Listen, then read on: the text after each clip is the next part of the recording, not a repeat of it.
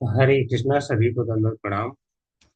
तो अभी हम देख रहे हैं श्रीमद् भागवतम प्रथम स्कंद अध्याय 19, अर्थात इस स्कंद का लास्ट अध्याय। तो इसमें हमने देखा था श्लोका नंबर 1। आज हम देखेंगे श्लोक नंबर 2 और उससे आगे बढ़ेंगे। तो पहले हम अगला चरण करेंगे। नारायणं नमस्कृत्य नारायणं नारायणं नमस्कृत्य नमस्कृत्य नरं चैव नरोत्तमम् नरं नरं चैव चैव नरोत्तमं नरोत्तमं देवीं सरस्वतीं व्यासं देवीं देवीं सरस्वती व्यासं सरस्वतीव्यासं ततो जयमुदीरयेत्। ततो ततो जयमुदीरये जयमुदीरयेत्। नष्टप्रायेषु अभद्रेषु नष्टप्रायेषु नष्टप्रायेषु भद्रेषु अभद्रेषु नित्यं भागवत सेवया नित्यं भागवत सेवया भगवती उत्तमा श्लोके भगवते उत्तमश्लोके उत्तमश्लोके भक्तिर्भवती नैष्ठिकी भक्तिर्भवति भक्तिर्भवति नैष्ठिकी। नैष्ठिकी।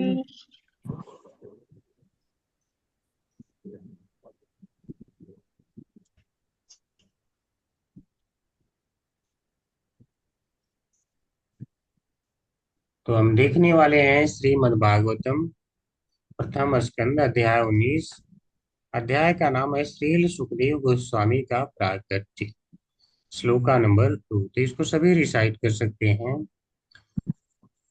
ध्रुवं ततो मे कृतदेव हेलनाथ ध्रुवं ध्रुवं ततो ततो मे मे देवहेलनाथ देवहेलनाथ दूरतयं व्यसनं नातिदीर्घात् दूरदर्शनाज्ञातिदीर्घात् तदस्तु कामं हि अग्निस्कृताय मे तदस्तु कामं यज्ञिर्गणिताय मे यथा न कुर्याम पुनरेव मत्था यथा न कुर्यां पुनरेव मद्या ध्रुवं ततो मे कृतदेव हेलनात् ध्रुवं ततो मे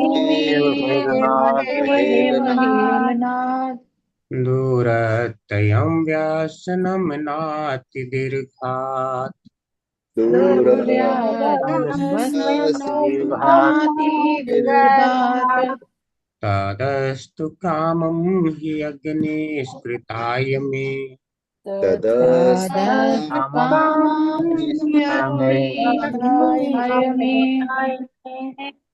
यथा न कुर्याम पुनरेव मथा यथा न कुर्यां पुनरेव मद्धा ध्रुवं ततो मे कृतदेव हेलनात् ध्रुवं ध्रुवं ततो मे ततो मे कृतदेवहेलनात् कृतदेवहेलनात् दूरतयं व्यसनं नातिदीर्घात् दूरतयं दूरदर्शनातिदीर्घात् व्यसनातिदीर्घात् तदस्तु कामं हि अग्निस्कृताय मे ततस्तु तदस्तु कामं हि कामं निष्कृताय मे यज्ञिर्गणिताय मे यथा न कुर्याम पुनरेव मथा यथा यथा न न कुर्यां कुर्यां पुनरेव पुनरेव मद्धा मद्दा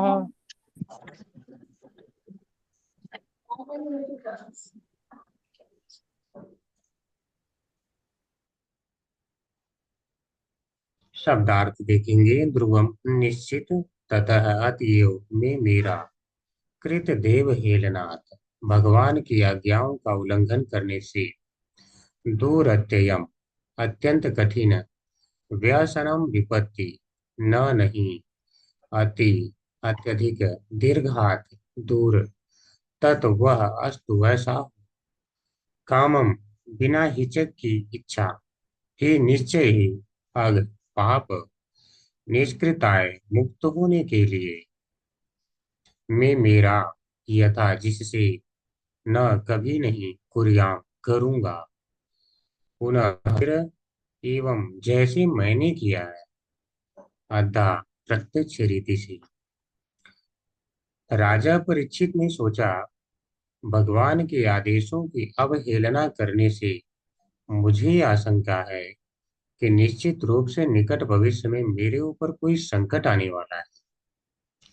अब मैं बिना हिचक के कामना करता हूँ कि वह संकट अभी आ जाए, क्योंकि इस तरह मैं पाप पूर्ण कर्म से मुक्त हो जाऊंगा और फिर ऐसा अपराध नहीं करूंगा।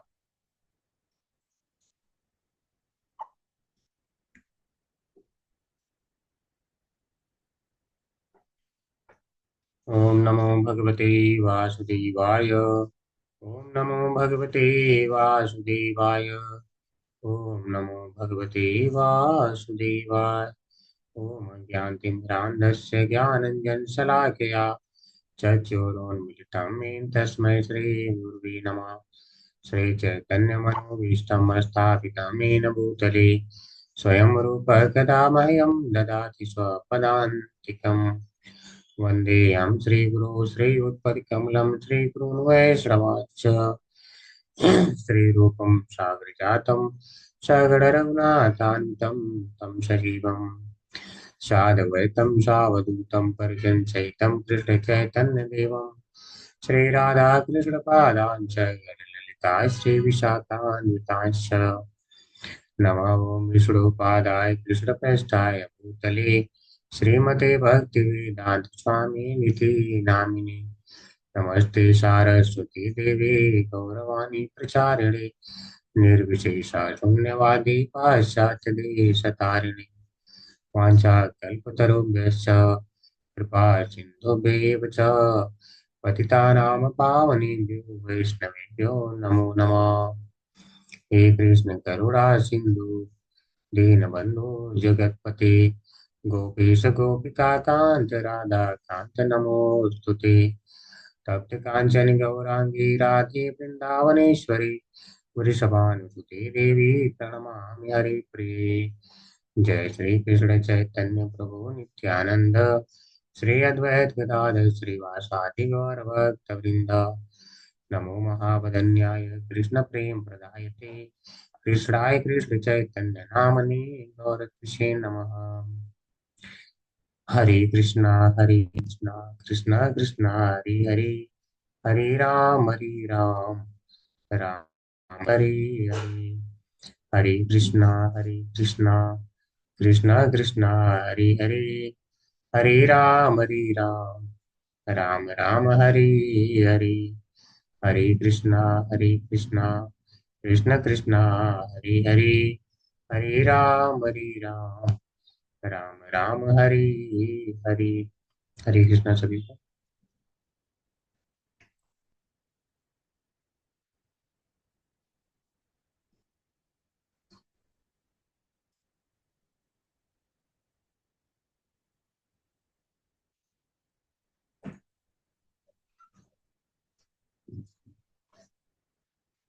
तो एक बार फिर से रिसाइट करेंगे।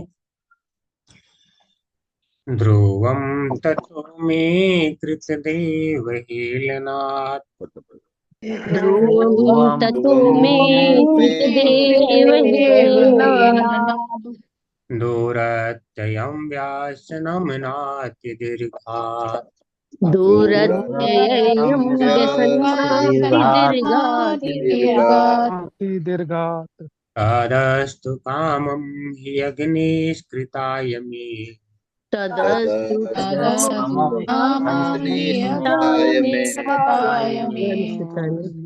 यथा न कुर्याम पुनरेवमथा। यथा न कुर्यादेव मथा। हरे कृष्णा सभी को। जो लोग रिसाइट करना चाहते हैं कर सकते हैं। हरे कृष्णा प्रभु जी। हरे कृष्णा हरे कृष्णा। ततो में कृत देव हेलनाथ अम्मे जलन दुरत्यस्नं नाति दीर्घा तदस्तु कामं यज्ञनिष्कृताय मे यथा न कुर्यां पुनरेव मद्धा। हरे कृष्ण प्रभु। हरे कृष्ण प्रभु जी। ध्रुवं ततो मे कृतदेव हेलनाथ दुरत्ययं व्यसन्नाति दीर्घातः तदस्तु कामं निष्कृताय मे यथा न कुर्या पुनर्वमद्धा। हरे हरे कृष्णा प्रभु जी। ध्रुवं ततो मे कृतदेव हेलनाद दुरत्यं वैशनं नातिदीर्घात् तदस्तु कामं जगनिष्कृताय मे यथा न कुर्यां पुनरेव मद्या। हरे कृष्णा। हरे कृष्ण। ध्रुवं ततो मे कृतदेव हेलनात् दुरत्ययं व्यसनं नातिदीर्घात् तदस्तु कामं हृदनिष्कृताय मे यथा न कुर्या पुनरेव मद्दा। हरे कृष्ण। हरे हरे कृष्ण। प्रभु जी। ध्रुवं ततो मे कृतदेव हेलनात् दुरत्यं व्यसनं नातिदीर्घात् ददस्तु कामं हि निष्कृताय मे यथा न कुर्यां पुनरेव मद्धा। हरे कृष्ण प्रभु जी, धन्यवाद, प्रणाम। हरे कृष्णा हरे प्रभु जी। कहिए माता जी। तत्त्वं मे कृतवदेहोलनाथ दुरस्तयं व्यसनं नीतिदीर्घात् तदस्तु कामं अर्गानिकृष्टाय मे यथा न कुर्याय पुनरं वदाम। हरे कृष्ण प्रभु। हरे कृष्णा प्रभु जी। ध्रुवं तदो मे कृतदेव हेलना दूरत्यं व्यसनं नातिदीर्घगात् तदास्तु कामं हिग्निष्कृताय मे तथा न कुर्या पुरे पुरेव मद्दा। हरे कृष्ण। हरे कृष्ण प्रभु जी। ध्रुवं ततो मे कृतदेव हेलनात् दूरत्ययं व्यसनं नातिदीर्घात् तदस्तु कामं हयगनिष्कृताय मे यथा न कुर्यां पुनरेव मद्दा। हरे हरे कृष्ण कृष्ण प्रभु जी। ध्रुवं ततो मे कृतदेव हेलना दुरत्ययं व्यसनं नातिदीर्घा तदस्तु कामं ह्यघनिष्कृताय मे यथा न कुर्यां पुनरेवमद्धा। हरे कृष्ण प्रभु जी। हरे कृष्ण प्रभु जी। ध्रुवं ततो मे कृतदेव हेलना दूरतयं व्यसनं नातिदीर्घा तदस्तु कामं यज्ञनिष्कृताय मे यथा न कुर्यां पुनरेव मध्य। हरे कृष्ण प्रभु जी। हरे कृष्ण प्रभु जी। ध्रुवं ततो मे कृतदेव हेलनाद दूरत्यं व्यसनं नातिदीर्घात् तदस्तु कामं हुरग्निष्कृताय मे यथा न कुर्यां पुनरेव मधा। हरे कृष्ण प्रभु जी। हरे कृष्णा सभी हरे को। कृष्ण। जी माता जी पढ़ लीजिए। हरे कृष्ण प्रभु जी। ध्रुवं ततो मे कृतदेव हेलनाथ दुरत्यं व्यसनं न अति दीर्घता तदस्तु कामं हि अग्निष्कृत्याय मे यथा न कुर्मामि पुनर्वदा। हरे कृष्ण। हरे कृष्णा माता जी, हरे कृष्णा सभी को। तो अब हम आगे इसका अर्थ समझेंगे। तो हमने जो कल तक देखा था, वहां पर आप देख रहे हैं कि जो सूत गोस्वामी है वो बता रहे हैं शौनक आदि ऋषियों को। वह कह रहे हैं, श्री सूत गोस्वामी ने कहा, घर लौटते हुए राजा यानी महाराज परीक्षित ने अनुभव किया कि उन्होंने निर्दोष तथा शक्तिमान ब्राह्मण के प्रति अत्यंत जघन्य तथा अशिष्ट व्यवहार किया है। फलस्वरूप वे अत्यंत उद्विग्न थे।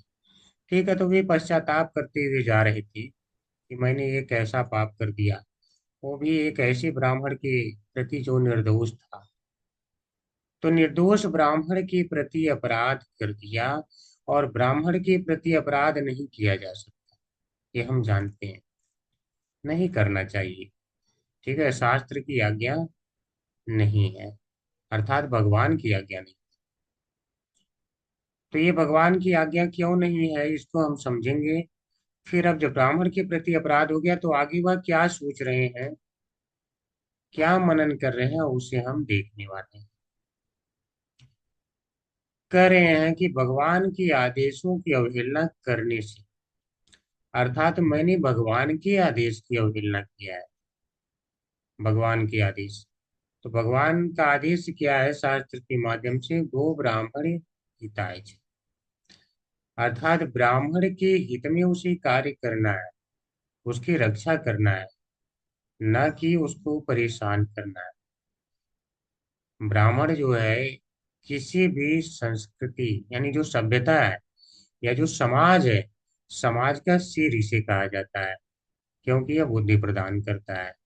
पीछे के हम प्रपात जी के तात्पर्य में इसे पढ़ भी चुके हैं। तो उसको, उसकी अवहेलना नहीं किया जा सकता, उसे परेशान नहीं किया जा सकता।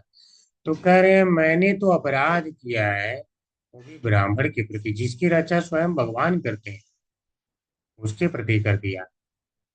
तो फिर होगा क्या, जिसकी रक्षा स्वयं भगवान कर रहे हैं और मैं जा करके उसे परेशान कर रहा हूँ।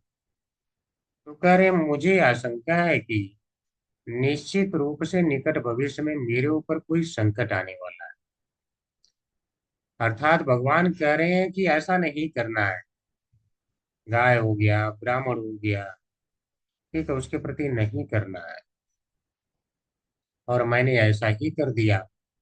तो इसका अर्थ है कि मेरे ऊपर अब संकट कोई आएगा जरूर, यानी भगवान की आज्ञा का मैंने उल्लंघन किया, उनके आदेशों की अवहेलना करके ये कार्य किया, तो मेरे ऊपर कोई संकट आएगा। तो क्या आप परीक्षित महाराज यहाँ अपने बचाव का उपाय करेंगे? मतलब भगवान संकट देना चाहे तो क्या ये बचाव का उपाय करेंगे?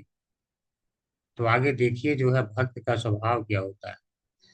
करें, अब मैं बिना हिचक के कामना करता हूं कि वह संकट अब भी आ जाए। समझ रहे हैं, बोले अब भी आ जाए, जो आने वाला है वो आ ही जाए,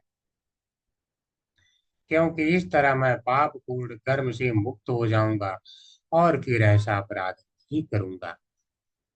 तो जब जो है किसी को मान लीजिए दंड दे दिया जाता है, तो उसको पापों से क्या मुक्त कर दिया जाता है। जैसे कोई जेल में अपराधी को बंद किया जाता है, तो जेल में जब वो अपने आप को शुद्ध कर लेता है तो उसे फिर मुक्त कर दिया जाता है, यानी जितना दंड देना है उसे दिया जाता है, और उस दंड से वो शुद्ध हो जाता है, तो फिर मुक्त कर दिया जाता है। अब बाहर है तो ऐसा तो है नहीं कि मर्डर करके अंदर गया है तो बाहर जब आएगा तो उसे जो है, अब सरकार बोलेगी देखो तुम अभी भी मर्डरर ही हो। वह मर्डर के उस जो अपराध से मुक्त कर देती, तब निकालती। अभी भी अगर उसे मर्डरर माने तो फिर अंदर डाल के रखेगा, बाहर मुक्त नहीं करेगा उसे। तो ये है, तो बोल रहे हैं कि ताकि मैं जो है उससे मुक्त हो जाऊं, जो मैंने पाप पूर्ण कर्म किया है, और ताकि मेरी फिर से हिम्मत भी ना हो। एक बार देखिए, किसी अपराधी को दंड देने का उद्देश्य क्या होता है, कि वह फिर से हिम्मत करके वही अपराध न करे। तो बोले ताकि फिर ऐसा अपराध मैं न करूं, ऐसा वह कह रहे हैं। एक बार संस्कृत देखते हैं। कह रहे हैं मैं यानी मेरे द्वारा, कृत देव हेलनाथ। कृत यानी किया गया, देव, देव यहाँ भगवान को कहा गया है, नहीं श्री कृष्ण को। हेलनाथ कह रहे हैं जो भगवान की आज्ञा का है वो मैंने उल्लंघन किया है। कृत देव हेलनाथ मैंने उनकी आज्ञा का ही उल्लंघन कर दिया। तो आज्ञा का उल्लंघन किया तो अब क्या होगा? ध्रुवम, निश्चित रूप से, ततो अति यानी अति एवं निश्चित रूप से, दूरत्ययम व्यासनम यानी अत्यंत कठिन विपत्ति, यानी मेरे ऊपर अत्यंत कठिन विपत्ति आने वाली, क्योंकि मैंने भगवान की आज्ञा का ही उल्लंघन कर दिया है। तो कोई तो विपत्ति आने वाली है जो विषम होगी, अत्यंत कठिन होगी। तो क्या उसमें समय लगेगा विपत्ति आने में? पर न अति दीर्घात, दीर्घात का अर्थ होता है समय लगना, दूर, यानी बहुत ज्यादा समय लगने वाला है।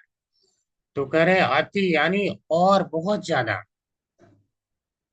और न लग गया यानी बिल्कुल उसका उल्टा, यानी बिल्कुल शीघ्र ही आने वाला है, वह दूर नहीं है। यानी शीघ्र ही मेरे ऊपर अत्यंत कठिन परिस्थिति आने वाली है, कोई संकट आने वाला है। तो कह रहे अब देखिए बचने का उपाय नहीं कर रहे, करे कामम, इसलिए मैं अभी इच्छा ही कर रहा हूं, तद अस्तु कि वैसा हो जाए। तो कब हो जाए? कुछ दिन बाद। लोग अगर मान लो कि अगर इच्छा भी, इच्छा तो ऐसे कोई करेगा नहीं कि मुझे दंड मिले गलत किया तो इस संसार में, लेकिन मान लो कि अगर कोई ऐसा हो भी जाए कि इच्छा करे, तो यही कहेगा ना पहले मुझे थोड़ा घर सेटल कर लेने दो, घर परिवार सही कर लेता हूँ, क्या क्या उनने पॉलिसी ले रखी है सारा पहले बार बता देता हूँ, मैंने कहाँ कहाँ पैसे रख रखे हैं सारा बता दो, पहले मामला सेटल हो जाए, इसके बाद जो है तब जो विपत्ति आनी आए, ऐसा लोग कहेंगे। लेकिन महाराज परिचित क्या करें? ये निश्चय रूप से जो अग है वह पाप निष्कृता है, उसके निवारण के लिए मेरे पास वो करें आज ही आ जाए, अभी आ जाए। देखिए क्या करें, वह संकट अभी आ जाए, यानी संकट के लिए ऐसा नहीं है कि वो समय मांग रहे हैं कि चलो थोड़ा समय सारा ये कर लूंगा तब आ जाए। करें अगर आना है तो अभी आ जाए, ताकि निष्कृता है जो मैंने किया है उससे मुक्त हो जाऊं। कृता यानी किया गया है, निष्कृता है यानी न किया गया, अब उससे मैं मुक्त हो जाऊं।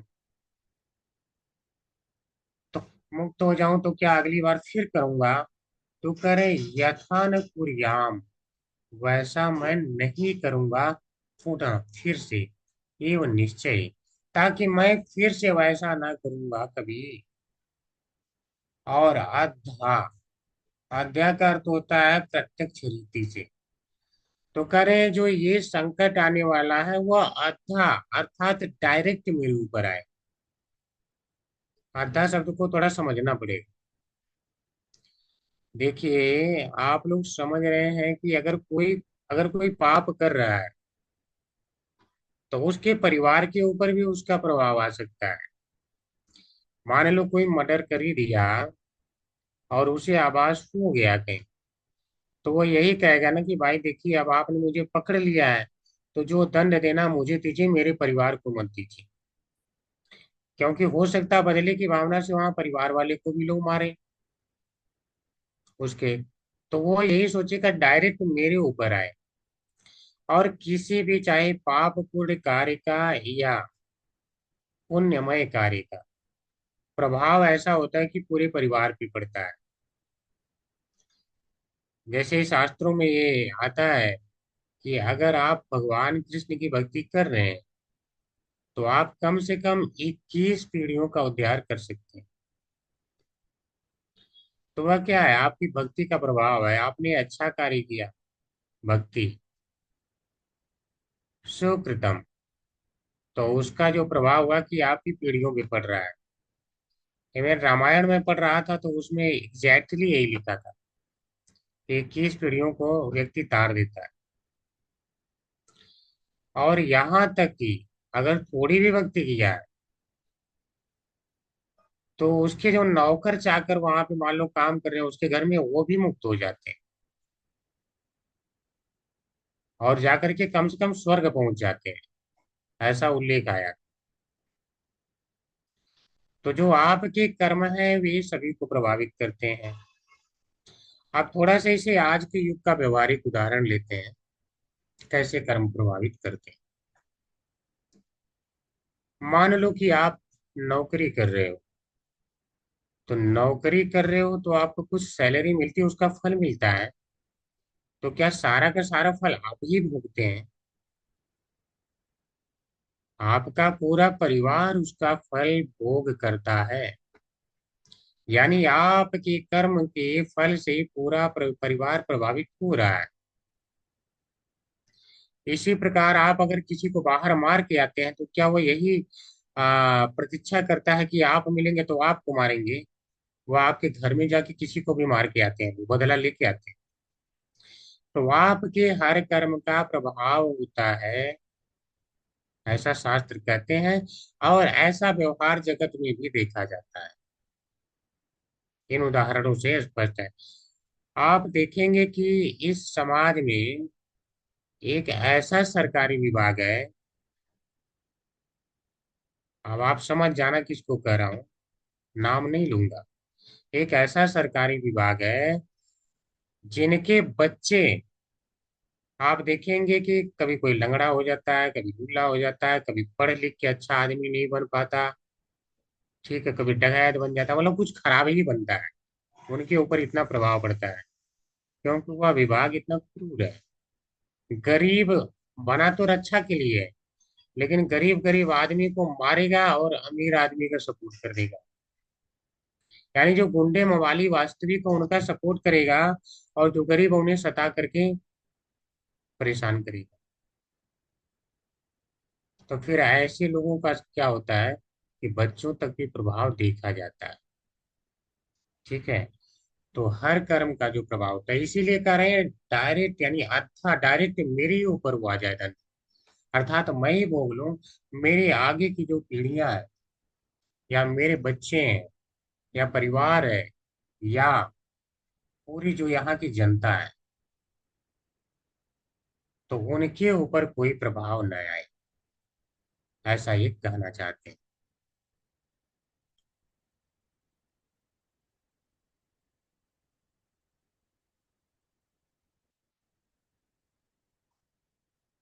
बहुत ही अच्छा विचार है। देखिए भक्त का क्या विचार होता है, कितना पश्चाताप कर रहे हैं। इसीलिए कहा जाता है भक्त कभी गलती करता ही नहीं। अगर वास्तविक भक्त है तो गलती ही नहीं करता है। तो देखते हैं इस पे श्रीधर स्वामी ने क्या टीका किया है, समझते हैं। परमात्मा का अपमान रूपी जो मैंने पाप किया है, समझ रहे हैं? परमात्मा का अपमान कैसे? कोई तो जिसको नहीं पता वो यही कहेगा साधु था, उसके जाकर के मुनि के ऊपर सांप रख दिया तो परमात्मा कर दिया। क्योंकि भगवान नहीं चाहते कि ऐसा हो। आपने आज्ञा को उनके उल्लंघन किया है। ये उसके कारण मुझ पर शीघ्र ही कोई बहुत बड़ी विपत्ति आएगी। वह दंड जो है, यानी जो भी दंड मुझे मिलना हो, विपत्ति आना हो, मुझको ही साक्षात मिलना चाहिए। करे मुझे ही साक्षात मिलना चाहिए, पुत्र आदि के द्वारा नहीं। ऐसा नहीं कि पुत्र पे आ जाए प्रभाव, ऐसा नहीं चाहते हैं। इस तरह राजा ने श्री भगवान से प्रार्थना किया। आप देखिए वहां पे आप अगर ध्यान देंगे तो जो मुनि है, समीक मुनि, वह अपने बच्चे को क्षमा करने के लिए प्रार्थना किससे कर रहे हैं? भगवान से। क्योंकि उन्हें पता है कि वो भगवत भक्त है, तो वो बदला लेगा नहीं, वो विरोध करेगा नहीं। इसलिए मैं भगवान से ही, और विरोध कर दे, वो भी श्राप दे दे, कुछ दंड दे दे, तो कर जाएगा सारा, इसका पाप मेरे बच्चे द्वारा किया गया। और इसी तरह से ये भी सोच रहे हैं कि वो तो महाभागवत है, उनके यहाँ जाऊंगा तो वो शर्मिंदा हो जाएंगे उल्टे। तो इस कारण से वह श्री भगवान से ही प्रार्थना कर रहे हैं। वह जितना दंड मिलना हो उतना मिले, करे जितना मिलना हो उतना मिले, मैं कमी नहीं करना चाहता। इस प्रकार की प्रार्थना का प्रयोजन है कि उससे मेरे पाप का प्रायश्चित हो जाए, जिससे कि मैं पुनः ऐसा पाप न करूं। और जब कोई सचमुच में प्रायश्चित कर लेगा तो क्या फिर से पाप करेगा? तो अगर अपने ऊपर मांग रहे हैं कि जो गुनाह हो जाए, तो उसका बस कारण यही है कि ताकि मेरा प्रायश्चित हो जाए और दोबारा मेरी हिम्मत न पड़े और मैं करूं भी ना। ये गलती से जो हुआ तो गलती से ही रहे। सारार्थ दर्शनी, यह दुर्भाग्य अधा अर्थात साक्षात मुझे ही प्रभावित करे, न कि मेरे पुत्रों तथा अन्य। बिल्कुल स्पष्ट है वही बात।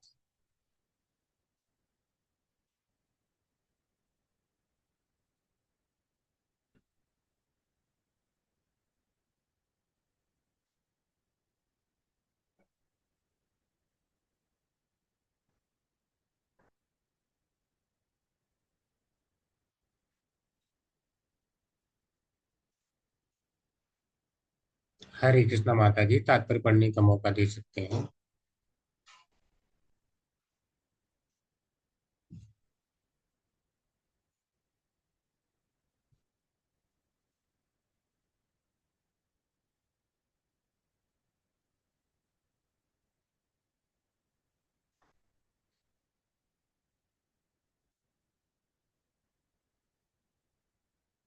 हरे कृष्णा माता जी, तात्पर्य पढ़ने का मौका दे सकते हैं?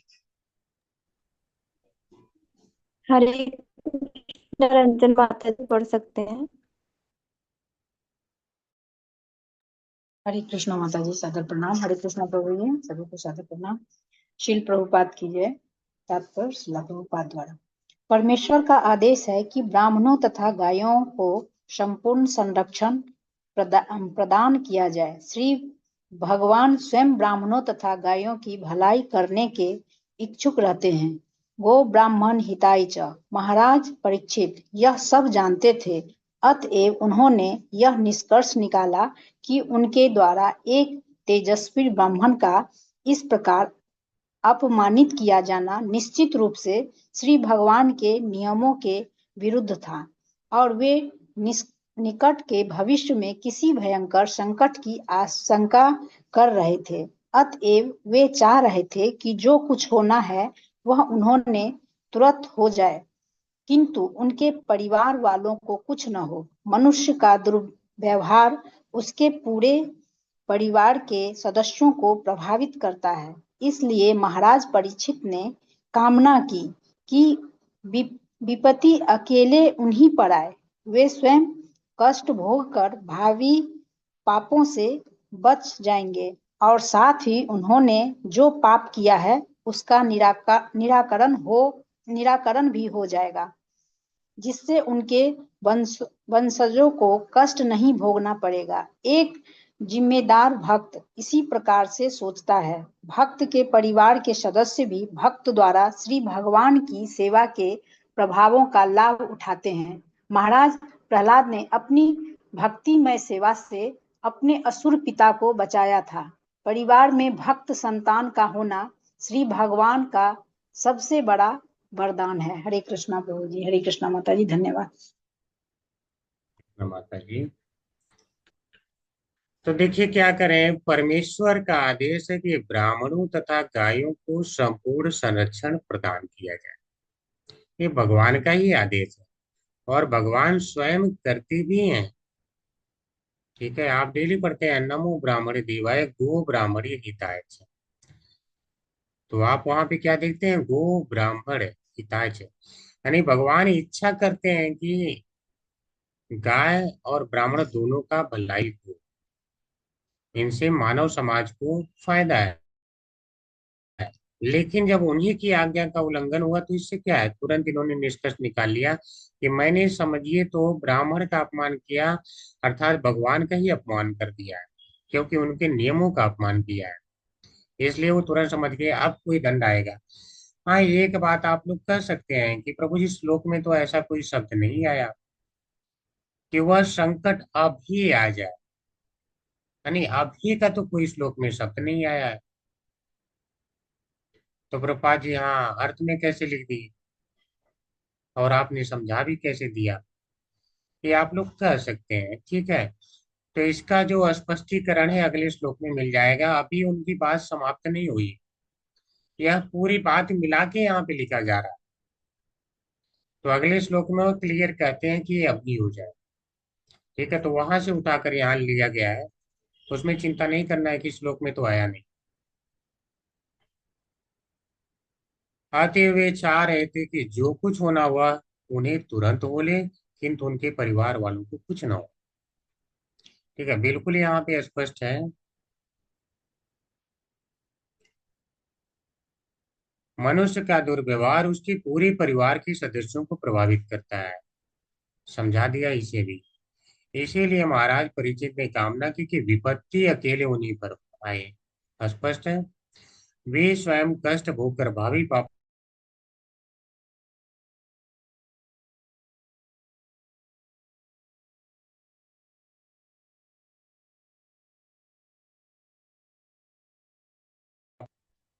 अब देखिए यहां से थोड़ा समझना, एक जिम्मेदार भक्त इसी प्रकार से सोचता है। तो ऐसा जो सोचता है वो जिम्मेदार भक्त का काम। आज के जो मानव समाज है कलयुग से प्रभावित है, उनकी बात नहीं की जा रही है। वो तो करके सोचते भी नहीं, यहाँ तक कि किसी जीव के गर्दन भी काट देते हैं तो भी सोचते हैं कि ये जीव काटने के लिए ही बना है। ऐसे ऐसे लोग हैं, वो काट लेंगे उसकी गर्दन, उसके बाद बोलेंगे काटने के लिए ही बना था। और आप देखेंगे ऐसे ऐसे बिजनेसमैन हैं जो आगे बढ़ने के लिए क्या अपने प्रतिद्वंदी के साथ कुछ भी कर देते हैं, उसे पूरी तरह बर्बाद कर देते हैं और फिर आगे बढ़ जाते हैं। और नियम क्या बोलते हैं कि अगर अगली सीढ़ी चढ़ना है तो किसी के ऊपर चढ़ के ही चढ़ना होता है,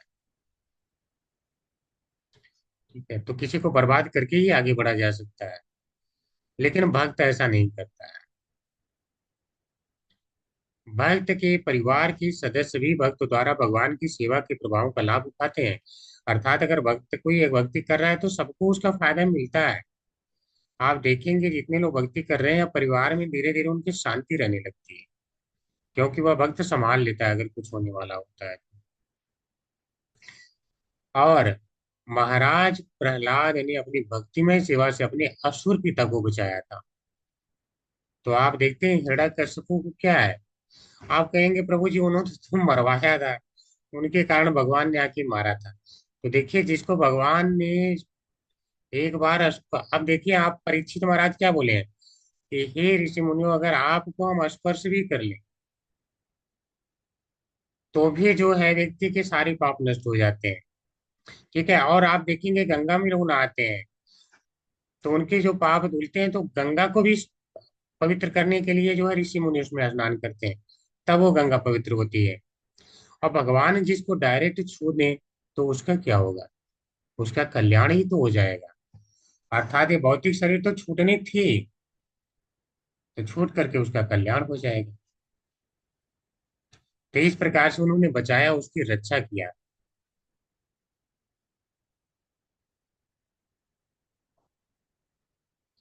ठीक है। तो उसकी रक्षा ही किया था। इसीलिए कह रहे हैं परिवार में भक्त संतान का होना भगवान का सबसे बड़ा वरदान है, ये वरदान है। आगे पढ़ेंगे, अभी समय है, नेक्स्ट श्लोक हम ले लेते हैं।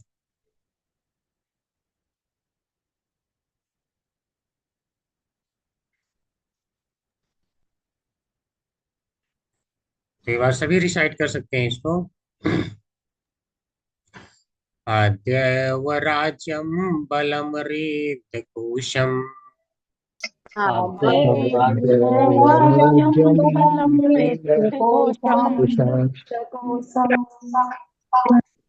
प्राकोपित ब्रह्मकूलानलो मे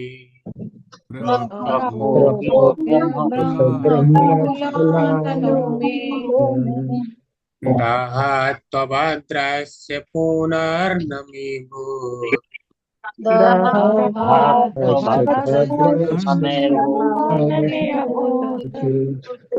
पापीयसी द्विजदेव गोभ्यः पापी देव गोभ्यः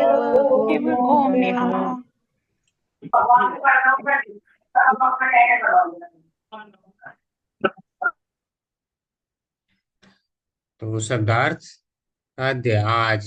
देखिए करें ने आद्य अर्थात आज ही आए, यहाँ पे क्लियर करें। एव ही राज्यम राज्य, बलम रित बल तथा धन, कोशम खजाना, प्रकोपित प्रज्वलित, ब्रह्म कुल ब्राह्मण कुल द्वारा, अनलह अग्नि में दह तो मुझे जला दे। आप अदृश्य अशुभ पुनः फिर न नहीं में मुझको अभूत होए। पापी ऐसी पापपूर्ण धिये यानी बुद्धि, द्विज ब्राह्मण देव भगवान गोप्य तथा गायों के प्रति, मैं ब्राह्मण सभ्यता ईश्वर चेतना तथा घोर रक्षा के प्रति उपेक्षा करने के फलस्वरूप अशिष्ट तथा पापी हूँ। अतएव मैं चाहता हूँ कि मेरा राज्य, मेरा पराक्रम तथा मेरा धन ब्राह्मण की क्रोधाग्नि से तुरंत भस्म हो जाए, तुरंत आद्य आज ही भस्म हो जाए, जिससे भविष्य में ऐसे अशुभ विचारों से मेरा मार्गदर्शन न हो। देखिए विचार ही मार्गदर्शन करते हैं, जिसका जैसा विचार होता है। लोग कहते हैं ना मन में सोचा हुआ पाप नहीं लगता है कि नहीं लगता है। देखिए उसका तो फल तो नहीं होता है, लेकिन अगर आपने कुछ सोचा तो ऐसा विचार बन गया तो उस समय फल तो नहीं मिला, लेकिन आप जब कर देंगे, एक ना एक दिन करेंगे, अगर विचार आपके मन में आ रहा है तो करेंगे ही करेंगे, तब तो फल मिलेगा। जब तक नहीं किए तब तक फल नहीं है, लेकिन करने की बात तो है। तो कह रहे हैं कि ताकि ऐसे विचार ही मेरे मन में ना आए, ठीक है, ताकि मैं कभी सोचूं ही ना ऐसा करना है। तो यहाँ तीन बातें बताई गई हैं, उसको आप लोग को याद करना पड़ेगा। पहला है ब्राह्मण सभ्यता, दूसरा है ईश्वर चेतना तथा तीसरा है गोरक्षा। इन तीनों का पालन किया जाना चाहिए, इनकी उपेक्षा नहीं किया जाना चाहिए। यह तीनों आप लोग समझ लीजिए। गो ब्राह्मण्य हिताय च, गो और ब्राह्मण की रक्षा करना क्यों करना है? क्योंकि इससे ईश्वर चेतना होती है। ब्राह्मण ईश्वर के बारे में बताता है। गाय का दूध आपकी बुद्धि का विकास करता है, सार शुद्ध करता है, तो आप अंदर से शुद्ध होते हैं। तो शुद्ध होते हैं तो आपके क्या है, बुद्धि ज्यादा तीव्र कार्य करती है, सतोगुणी होती है। और सतोगुणी होते हैं तो धीरे धीरे ईश्वर चेतना की तरफ आप आगे बढ़ सकते हैं। तो इस प्रकार से गो ब्राह्मणी और ईश्वर चेतना यानी ब्राह्मण सभ्यता, ईश्वर चेतना और गो रक्षा, इन तीनों की अवश्य रक्षा की जानी चाहिए, उपेक्षा नहीं करना चाहिए, इनका पालन करना चाहिए। तो थोड़ा संस्कृत देख लेते हैं। करे आद्य अर्थात आज ही, और एवं निश्चय यानी निश्चित रूप से, आज ही में मेरा बलम बल, रिद्ध यानी धन, और कोशम जितना और खजाना भी है सारा का सारा क्या हो, दहतु जल के नष्ट हो जाए, वह जल के नष्ट हो जाए। कैसे? प्रकोपित ब्रह्म कुलानलो, प्रकोपित यानी जो क्रोध किया गया है किसके द्वारा, ब्राह्मण यानी जो ब्राह्मण है, ब्रह्म कुल है, अर्थात जो ब्राह्मण के कुल द्वारा मेरे ऊपर क्रोध किया गया, उसके अनल यानी अग्नि में यानी क्रोध आग्नि में दहतु जल करके ये सारा मेरा जितना बल है, जितना धन है, जितना खजाना सारा कोष भर रखा मैंने, सारा ही जल जाए और नष्ट हो जाए।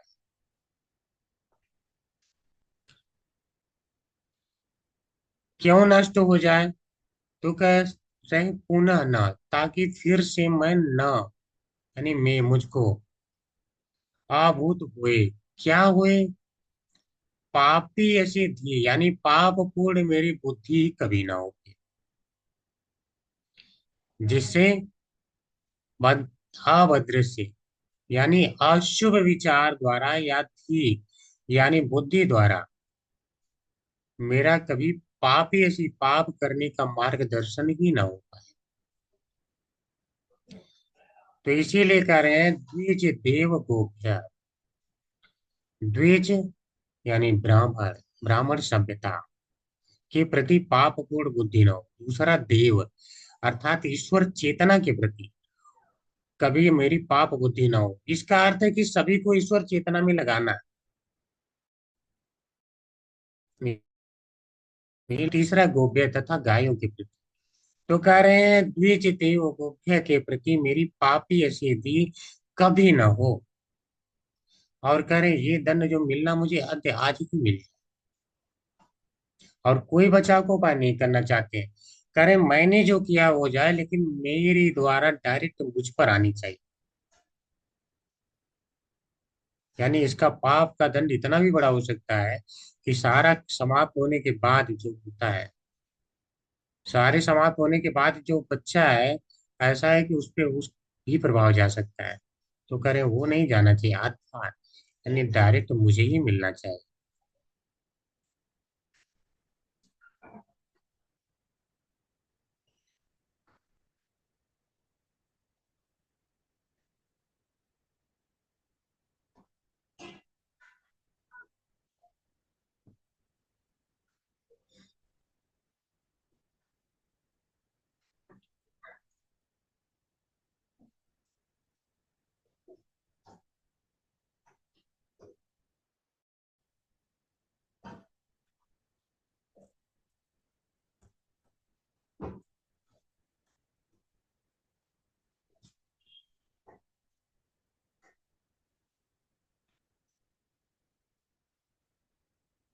श्रीधरी इस तरह से साक्षात अपने कष्ट की प्रार्थना करके उससे पहले ही कुछ प्रार्थना करते हैं।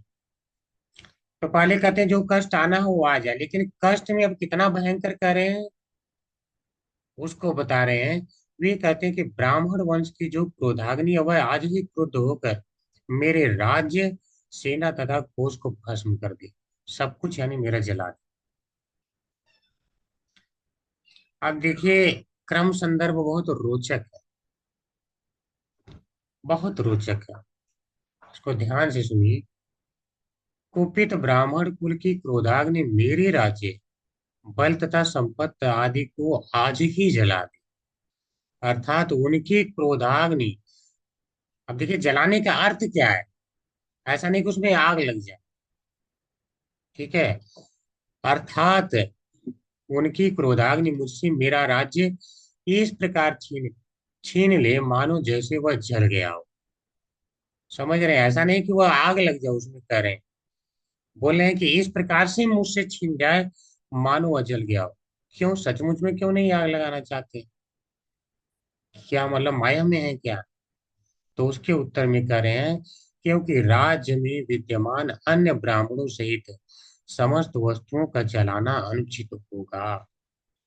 कितनी अच्छी बात है ना, कि अगर सब कुछ मान लो असली में आग लगी तो उसमें ब्राह्मण, गाय, अन्य वस्तु, वहां की जनता सारी जलेंगे, वह अनुचित होगा। यानी वो करे आधा डायरेक्ट मेरे ऊपर आए, अन्य किसी के ऊपर ना जाए। बहुत अच्छी टीका है। शायद हम लोग अगर ये टीकाएं ना हो तो कभी इस तरह से समझ भी ना पाए। अब मैं सारार्थ दर्शनी, अब मेरी मति द्विजों तथा देवताओं के लिए दुखकारी ना हो। अर्थात मैं कभी फिर ऐसा न करने की सोचूं, ऐसा कह रहे हैं।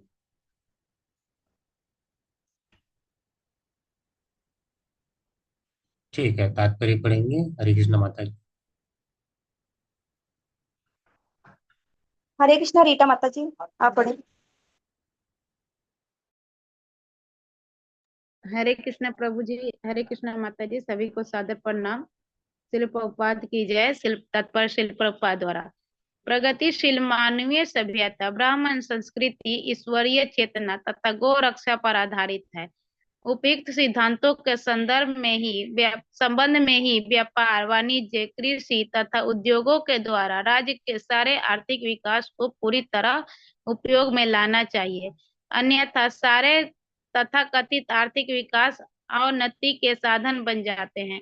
गोरक्षा का अर्थ है ब्राह्मण संस्कृति को भोजन प्रदान करना, जिससे ईश्वर चेतना प्राप्त होती है और इस तरफ मानवीय सभ्यता में पूर्णता आती है। कलयुग का लक्ष्य जीवन के उच्च आदर्शों को विनष्ट करना है, और यद्यपि महाराज परीक्षित ने संसार के भीतर कली के वर्चस्व का बलपूर्वक प्रतिरोध किया, किंतु कली का प्रभाव उपयुक्त समय में प्रकट हुआ, जिसे महाराज परीक्षित जैसे प्रबल राजा से भूख तथा प्यास की थोड़ी सी उत्तेजना के कारण ब्राह्मण संस्कृति की अवमानना हो गई। महाराज परीक्षित ने इस आकस्मिक घटना के प्रति पश्चाताप किया और उन्होंने कामना की कि उनका सारा राज्य, उनका बल तथा उनका कोष यदि वह ब्राह्मण संस्कृति के काम नहीं आता तो जलकर भस्म हो जाए। जहाँ कहीं संपत्ति तथा शक्ति का सदुपयोग ब्राह्मण संस्कृति, ईश्वर चेतना तथा गोरक्षा के उन्नयन के लिए नहीं होता, वह राज्य तथा वह घर निश्चित रूप से विनष्ट हो जाता है। यदि हम विश्व में शांति तथा संपन्नता चाहते हैं तो हमें इस श्लोक से शिक्षा ग्रहण करनी चाहिए। प्रत्येक राज्य तथा प्रत्येक घर को आत्मशुद्धि के लिए, ब्राह्मण संस्कृति को आत्म साक्षात्कार के लिए, ईश्वर चेतना को तथा पूर्ण सभ्यता को चालू रखने के लिए, पर्याप्त दूध तथा उत्तम भोजन प्राप्त करने के लिए गौ रक्षा को प्रश्रय देने का प्रयास करना चाहिए। हरे कृष्ण प्रभु। हरे कृष्ण माता जी। देखिए, प्रगतिशील मानवीय सभ्यता, यानी अगर आप सचमुच में प्रगति करना चाहते हैं तो बार बार जन्म मृत्यु में इसी चक्र में फंसे रहना चाहते हैं तो नहीं। वो तो जानवर भी कर रहा है, मर रहा है, दूसरा जन्म पा रहा है। लेकिन अगर प्रगतिशील मानवीय सभ्यता है तो वह तीन उसके आधार है, या याद रख लीजिए आप। ब्राह्मण संस्कृति, ईश्वरीय चेतना और गोरक्षा। द्विज देव गोख्य, यह तीन इसके आधार है। अगर ब्राह्मण होगा तो वह अच्छी विचारधारा भगवान के प्रति जो होती है उसे शास्त्र के अनुसार प्रदान करेगा, और गोरक्षा करेंगे तो आप दूध पाएंगे। तो आप जानते हैं, आहार शुद्धो सत्य शुद्धि, सत्य शुद्धो ध्रुवा स्मृति, स्मृति लंबी सर्व ग्रंथि नाम भी प्रमोक्ष। जब आप आहार शुद्ध करते हैं तो आपकी स्मृति तीव्र होती है, और जब स्मृति तीव्र होती है तो सारे जितने तंतु हैं क्या है, वह और ज्यादा एक्टिव हो जाते हैं, आपकी बुद्धि तीव्र हो जाती है। अर्थात जितने भौतिक चीजों से ग्रंथियां आपकी बंद रखी हैं, अब वह धीरे धीरे फिर छूटना शुरू हो जाती है। आप सत्वगुण की तरफ बढ़ने लगते हैं। सत्वगुण की तरफ बढ़ने का मतलब क्या है? प्रगतिशील, अर्थात अब आगे। तो ये जो तीन बातें हैं, और ईश्वरीय चेतना से क्या होता है? आत्म साक्षात्कार, यानी आप अपने संबंध को भगवान से जान पाते हैं। अगर ये ना हो, व्यापार, वाणिज्य, कृषि, उद्योग, ये सारे अगर हों, आर्थिक विकास सारे हों, तो इसका कोई फायदा नहीं है। ये अवनति के साधन बन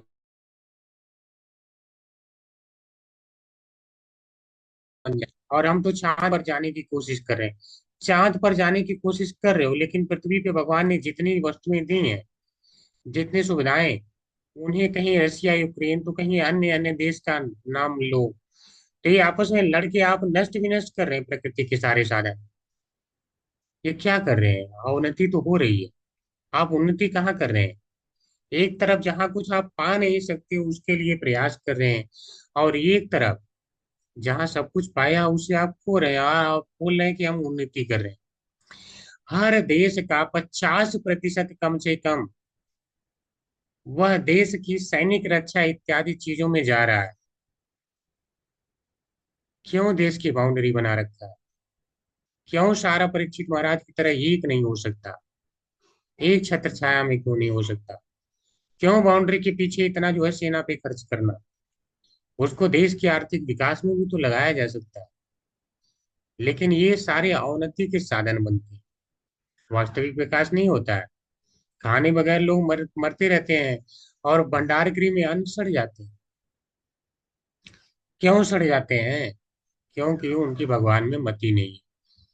अगर वो वहां देंगे, भंडार खोल देंगे, सब कुछ सस्ता हो जाएगा, तो बाकी लोगों को फायदा कैसे होगा? इस प्रकार से वहां खराब कर दिया जाता है। जैसे जब आप देखेंगे कि जो पाउडर वाला दूध था, उसको लाने के पहले असली दूध को मार्केट से हटाया गया, इवन फेंका गया उसे, और तब जाकर के अभाव क्रिएट किया गया, तो लोग पाउडर वाला जो है तब जाके हैबिचुअल हुए। नहीं तो यही कहते थे कि जब हमारे पास असली दूध है, हम पाउडर क्यों प्रयोग में लाए? तो यहाँ पे बिजनेस करने के लिए कुछ भी करते हैं। कारण क्या है? क्योंकि ईश्वरीय चेतना, ब्राह्मण संस्कृति का पालन नहीं हो रहा है, इसलिए किसी का नुकसान पहुंचाने में लोगों को खराब नहीं लग रहा है। और कलयुग का लक्ष्य जीवन के उच्च आदर्शों को विनष्ट करना है। तो आप जानते हैं महाराज परीक्षित वहां पे कह चुके हैं कि त्वाम वर्तमानम नर देव देहेशु अनुप्रवृत्तो यमाधर्म पूगा। अगर तुम इंसानों के शरीर में प्रवेश किए या राजाओं के शरीर में प्रवेश किए, तो वह बार बार अधर्म की समूह में प्रवृत्त हो जाए। लोभो नृतम चौर्यम मरार्यम मनो ज्येष्ठा च माया कलहश्यतम। यानी इस प्रकार के 9 प्रकार का अधर्म वो करता ही रहेगा। यानी आदर्श तो सारे गए, समाप्त हो गए। तो इस प्रकार से उन्होंने तो प्रतिरोध कर दिया था, लेकिन कलयुग ने जगह बना लिया, और जगह बना के बालक के द्वारा महाराज परीक्षित को भी प्रभावित किया। ठीक है, दोस्त होते हैं वो कहीं भी रहते हैं, धीरे धीरे सबको प्रभावित करते ही हैं। आप ये देखेंगे कि अभी शीघ्र ही एक देश में भगवान पर लोगों ने अटैक किया उन्हें। ठीक है, भगवान कृष्ण का जो भी विग्रह था उसको जलाया, मंदिर जलाया। तो ऐसा नहीं कि भक्त लोग वहां प्रभावित नहीं हुए जो भगवान की भक्ति कर रहे हैं। तो दुष्ट जहाँ रहते हैं वो सबको प्रभावित करते हैं। इसीलिए बोला जाता है राजा ही भक्त होना चाहिए। मूलतः राजा ही भक्त होना चाहिए। और हम क्या कर, हमको आर्थिक विकास चाहिए, तो लो आर्थिक विकास, पूरा सारा विनाश कर डालेगा वो। ठीक है, तो इस प्रकार से वो पश्चात अगर सारा नष्ट हो जाता है तो हो जाए। तो जहाँ कहीं संपत्ति तथा शक्ति का सदुपयोग ब्राह्मण संस्कृति, ईश्वर चेतना तथा गो रक्षा के उन्नयन यानी उत्थान के लिए नहीं होता, वह राज्य तथा वह घर निश्चित रूप से विनष्ट हो जाता है। अब देखिए, राज्य तो छोड़ दो, घर भी विनष्ट हो जाता है। घर में अगर लोग भक्ति में नहीं लगे तो आप देखेंगे बार बार झगड़ा ही होता रहता है। सबका झगड़ा ही होता रहता है, कलह ही मचा रहता है। कलह से दम्भा, आप उसका लक्षण ही देते हैं कलयुग का। यदि हम विश्व में शांति तथा संपन्नता चाहते हैं तो हमें इस श्लोक से शिक्षा ग्रहण करनी चाहिए। ठीक है, प्रत्येक राज्य तथा प्रत्येक घर को आत्म शुद्धि के लिए ब्राह्मण संस्कृति, आत्म शुद्धि ब्राह्मण संस्कृति अच्छे विचार देगा। आत्म साक्षात्कार के लिए ईश्वर चेतना को यानी भगवान से संबंध जानना तथा पूर्ण सभ्यता को चालू रखने के लिए पर्याप्त दूध तथा उत्तम भोजन प्राप्त करने के लिए गो रक्षा को प्रश्रय देने का प्रयास करना चाहिए। पूर्ण सभ्यता तभी होगी जब आप में एक सात्विक बुद्धि होगी, और उसके लिए गाय का उत्तम दूध चाहिए ही चाहिए। तो इसलिए गाय की रक्षा की जानी चाहिए। है तो इस प्रकार से राजा ने पश्चाताप किया। तो आज हम यहाँ पे विराम लेंगे। अगर किसी का कोई प्रश्न है तो कर सकते हैं। काफी कुछ सीखने को है इसमें।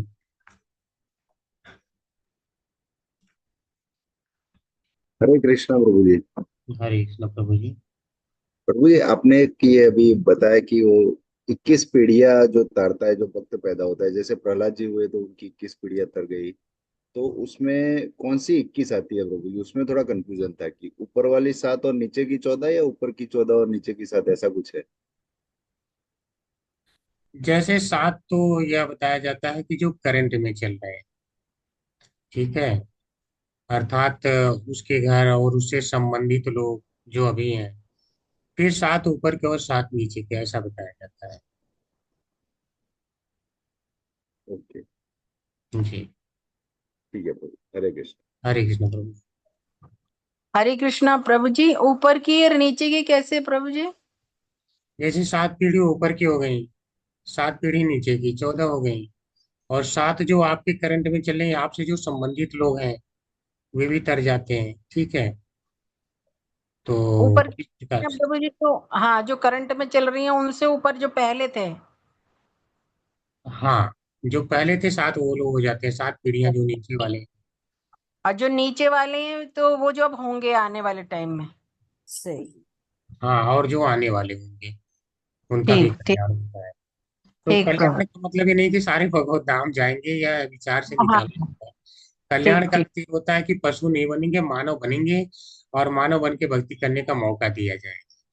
जैसे आप हाँ देखते हैं, वराह पुराण वाला जो उदाहरण आया था, उसमें सभी को मौका दिया गया था कि ब्राह्मण के घर में पैदा हो और अपने आप को सुधार के भगवत धाम जाए। अब जो नहीं जग गए तो नहीं है, उनकी इच्छा है। हाँ ठीक है प्रभु जी। जैसे अब प्रहलाद महाराज के पोते थे बलि महाराज, वो भी जी वो तो लड़े थे देवताओं से, लेकिन फिर एट लास्ट तो उनका के बाबा का थोड़ा वो था तो वो भक्त बने लास्ट में आत्म निवेदन करके। जी जी। हरे कृष्णा। धन्यवाद प्रभु जी। जी, और किसी का कुछ? प्रभु जी आपने अभी कहा था अधर्म के नाव द्वार, वो समझ नहीं आया। माता जी, आपको मैं श्लोक का नंबर बताता हूँ, इसको ऑलरेडी मैंने पढ़ा दिया है, तो उसको फिर से एक बार रिकॉर्डिंग आप देख लेना। हमारा क्विज में भी रॉन्ग हो गया प्रभु जी ये वाला, ध्यान नहीं दिया। तभी तभी तभी मुझे समझ नहीं आया, वो क्विज में मेरा भी गलत हो गया। तभी मैं अच्छे से समझना मेरा चाहती भी थी प्रभु जी। नहीं मेरा कराया भी था यही। माता जी, प्रभु जी ने कराया था, वो है। 1.17.32, 1.17.32 आप लोग जाके फिर से पढ़ लेना, ठीक है, ठीक है? ठीक है प्रभु जी, ठीक है प्रभु जी। जी, हरे कृष्ण। हरे और, कृष्ण। और किसी का कुछ? तो इसका अर्थ है आप लोग क्विज में आनंद ले रहे हैं। ठीक है, बिल्कुल प्रभु जी, और सीख बहुत भी रहे हैं बहुत प्रभु जी। बहुत प्रभु बहुत जी क्वेश्चन धन्यवाद आंसर जो प्रभु हम जी। लोग कर रहे हैं आपका प्रभु जी जी। जी। प्रभु जी का क्विज के लिए बहुत बहुत धन्यवाद प्रभु जी। प्रभु जी को धन्यवाद दीजिए। हाँ, ईश्वरी हरे माता। कृष्ण प्रभु जी। 1.7 पॉइंट क्या बताया? 32। 32 जी। ठीक ठीक ईश्वरी ठीक। माता प्रभु जी जी फिर आप। क्वेश्चन दिए हैं क्या? हरे कृष्णा। जी जी। प्रभु जी क्वेश्चन फिर दिए हैं, 2 बार मैंने कर लिए प्रभु जी, मेरा सही था, बस एक एक तो गलती कर दिए थे हम। चलिए माता जी, कोई बात नहीं, गलती करके तो सीखेंगे ना। तो प्रभु बिल्कुल जी प्रभु जी, जैसे जैसे हरे हम आज सीखने की कोशिश कर रहे हैं। जी जी। तो वही है, गलती हरे करेंगे तब सीखेंगे जी। प्रभु जी कुछ आज्ञा थी मेरे लिए। जी जी माता जी, तो आप जैसे अमरीन प्रभु जी बनाते हैं क्विज, तो एक बार हाँ आप जी ही उसको एक बार देख लिया करें। और दोनों लोग मिलकर एक अच्छा क्विज बना सकते हैं, तैयार कर सकते हैं, जितना ठीक। ही अच्छा क्वालिटी लाएंगे। अभी जैसे प्रभु जी अकेले कर रहे हैं, तो हो सकता है थोड़ी कठिनाई आ रही होगी। तो दोनों लोग मिलके बनाएंगे तो थोड़ा और अच्छा क्विज और डिफिकल्ट भी बना सकते हैं। ठीक है, तो ठीक उस ठीक प्रभु जी, बहुत बहुत धन्यवाद प्रभु जी। मैं बिल्कुल प्रभु जी तो आज प्रभु से ही जी करूँ। से निवेदन है कि ईश्वरी माता जी को भी शेयर किया करें। और फिर वो भी चेक करेंगे, उसके बाद हो सकता है कुछ नया प्रश्न डालना हो, या ऐसे करके तो 5 प्रश्न और अच्छे तैयार होंगे। और साथ में ये भी कहेंगे कि आप लोग जब बनाते हैं तो एक बार पढ़ा करिए, जो हमने पीडीएफ शेयर कर दिया है एडवांस में, आपने देखा होगा। तो उस पीडीएफ से पढ़ के और वहां से कुछ ले सकते हैं, ऑनलाइन को उठा सकते हैं वहां से कुछ। हाँ जी हाँ जी प्रभु जी। तो वो थोड़ा सा वहां से होगा आचार्यों की भाषा में, तब लोगों का और इंटरेस्ट आएगा कि वो पढ़ेंगे वहां, और हाँ पढ़ने की कोशिश करेंगे कि हाँ अच्छे से पढ़ के करें। तो जितना जो अच्छे से पढ़ेगा उसका उतना ही कल्याण होगा, उतनी भगवान में मति लेके हरि बोल। असली उद्देश्य तो यही है प्रभु जी को इसका। रहे। जी जी, बस वही। तो ठीक है फिर। धन्यवाद जी। जी जी, हरे कृष्णा। हरे कृष्णा ईश्वरी माता जी। हाँ माता हरे जी, कृष्णा चैट हरे बॉक्स ईश्वरी में। कृष्णा माता जी। प्रभु जी। माता हरे। जी, माता जी आज आप बना दिए कि आज आप बनाइए, और उसके ठीक है बाद फिर, प्रभु जी। हाँ आज आप बना कीजिए, फिर हम लोग प्रभु जी से फिर जैसा इंस्ट्रक्शन देंगे वैसा आप फॉलो करेंगे। प्रभु जी को फिर ठीक। शेयर करिएगा, प्रभु जी भी चेक कर लेंगे। ठीक हाँ है, हाँ मैं प्रभु जी को करूँगी। बना के दीजिएगा, प्रभु जी उसमें गूगल फॉर्म में कन्वर्ट कर देंगे, आप लिख के ठीक है। दे सकती हैं। हाँ जी प्रभु जी। ठीक है जी। ठीक रहेगा। और धन्यवाद प्रभु जी। हरे कृष्णा। और इसके लिए आप लोग एक अगर नोट डायरी वगैरह बना लेंगे, जितना क्विज वहां पे डालते हैं, तो आप लोगों का भविष्य में बहुत अच्छा एक क्विज का भंडार सुरक्षित हो जाएगा। हरि हाँ बोल, हरि प्रभु जी, बोल। सही करे प्रभु जी, आज से हम लिखना मैंने शुरू कर बनाई। देंगे। हरे कृष्ण प्रभु जी, मैंने जी बनाई है प्रभु जी, प्रभु जी। बिल्कुल जी सही, हम जी ऐसा ही कर रहे हैं प्रभु जी, नोट कर रहे हैं सारे। जी, बहुत प्रभु अच्छा जी, था। जो भी गलती होती है उसको हम नोट करते रहते हैं पहले से ही, जब से क्विज आया। जी जी, बहुत अच्छा। इसका मतलब है वो हमें समझना है, तभी गलती हो गई प्रभु जी। जी जी, बिल्कुल बिल्कुल। तो उसको हम कोशिश करते हैं करेक्ट करने की। जी जी, चलिए, अच्छा ठीक है फिर। तो अच्छा, आप लोग इस तरह कोशिश करते रहिए। तो आज हम चलते मतलब हैं। प्रभु जी 2 दिन का रिकॉर्ड, मतलब रिकॉर्ड इन द सेंस है क्विज में। एक 27 मार्च को ओनली 13 मतलब रिस्पॉन्स आया था, और 20 मार्च को 52 आया था। बाकी रेस्ट डे तो 22 इन बिटवीन 30 रहता। हम दूसरे वाले आज ग्रुप में नहीं जा पाया होगा, हो हाँ, सकता है। लेकिन एक दिन 52 तो टच किया था, तो उस दिन लगा कि हाँ आज ज्यादा इंटरेस्ट, मतलब ज्यादा लोग अपना इंटरेस्ट दिखा रहे हैं। लेकिन एक दिन फिर 13 आया, तो फिर लगा कि ये क्या हो गया, आज सब लोग प्रभु बिजी हो जी, गए क्या। आप करते रहिए, लोगों का जो कर रहे हैं, कम से कम अगर प्रभु एक जी, का मुझे भी भला बस हो 2 गया बार तो एक। क्वेश्चन से मिला है, 2 बार क्वेश्चन से प्रभु जी मुझे मिला है। माता जी क्वेश्चन है तो ग्रुप में ही रहता है, मतलब किसी को पर्सनली तो नहीं मिलता। ग्रुप में ही रहता है। ग्रुप में अगर आप हैं तो आपको मिलना चाहिए। हाँ हाँ प्रभु जी, अगर देखेंगे तब। अगर एक में ना मिलता है तो दूसरे में होता ही होता है माता जी। अच्छा। ठीक है, तो सरिता माता जी थोड़ा ध्यान रखा करिए। मैं तो ध्यान देता हूँ, लेकिन कभी कभी हो सकता है ध्यान से उतर जाता है दूसरे ग्रुप में, ताकि पहुंच जाए। ठीक है, फिर आज चलते हैं। हरे कृष्ण परमात्मा। वाञ्छाकल्पतरुं वैश्य कृपा सिन्धुभ्येव च पतितानां पावनेभ्यो वैष्णवेभ्यो नमो नमः। अनंत कोटि वैष्णव वृंद की कृष्ण की जय जय। जय सरकार की जय। जय, जय। महादेव की जय, जय सरिता जय। माता की जय। हरे कृष्ण हरे सरिता। कृष्णा प्रभु हरे जी। कृष्ण प्रभु जी। कृष्ण प्रभु जी प्रणाम, धन्यवाद प्रभु हरे जी। कृष्णा प्रभु जी।